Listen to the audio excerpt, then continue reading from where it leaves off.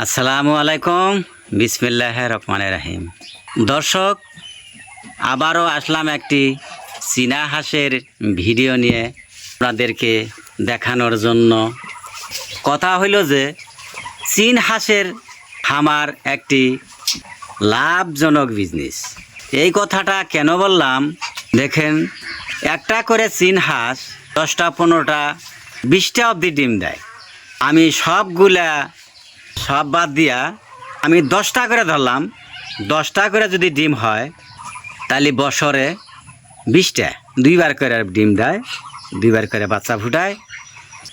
তাইলে এক বাতে যদি 10টা করে ডিম দিয়া বাচ্চা ফুটায়, বেশির কথা বাদ দিলাম, তাইলে আপনার হইতেছে কি 8-10-এ 80টা বাচ্চা, 8-10-এ 80টা বাচ্চা হইতেছে। এরকম 2 বাতে বাচ্চা পাবেন আপনারা 80-160টা। তো 160টা বাচ্চা যদি আপনারা এই 8টা হাঁসের থেকে পান, আবার এই হাঁসগুলার পালার পদ্ধতি খাওয়াবেন কি? হয়তো ছোট থাকা অবস্থায় জিরো দানা খাওয়াইলেন, জিরো ভালো কোম্পানির দানা ফিট খাওয়াবেন। তারপরে যদি ভাবেন মুড়ি পানিতে ভিজাইয়া হেলেঞ্চা শাক কুচু কুচু করে কাইটা মিক্স করে পানিতে ভিজাইয়া ছিটিয়া দিতে পারেন।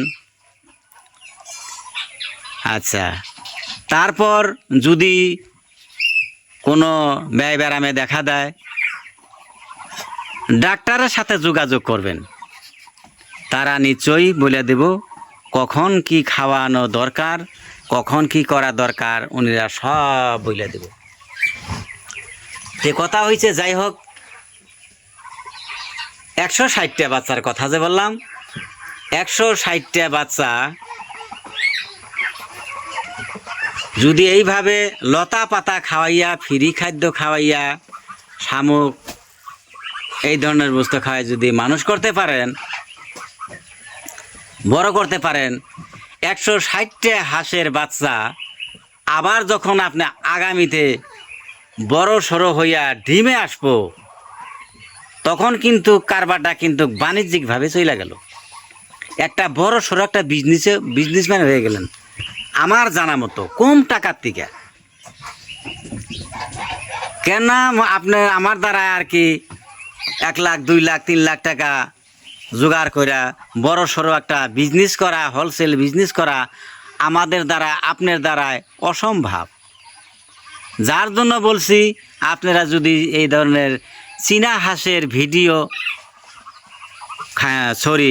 চীনা হাঁসের খামার করেন, তাইলে আমার জানা মতো আল্লাহর রহমতে লাভবান হবেনি আর হবেনি।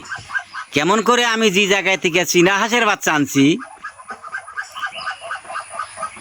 ওই চাচাটার বেটি এই হাঁসের খামার করে MBBS MD বানাইছে। তে চিন্তা করেন, একটা বেটি যদি, একটা ছেলে মেয়ে যদি MBBS MD বানানো যায়, তাহলে কত লাখ টাকার দরকার। আবার যে হিসাবটা দিলাম যে 8টা হাঁসের থেকে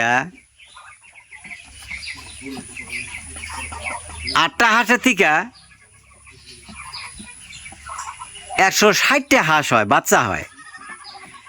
তাইলে চিন্তা করেন, MD যে বানাবে না, যার বাড়িতে এরকম চীনা হাঁস 2 থেকে 300, ওরা কত লাখ টাকার বাচ্চা বিক্রি করে চিন্তা করেন।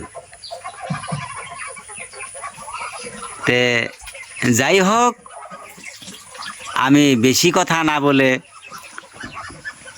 রেখে দিলাম। আমার কথায় যদি ভুল ত্রুটি হয়, আপনারা ক্ষমার দৃষ্টিতে দেখবেন, এই বলে রেখে দিলাম।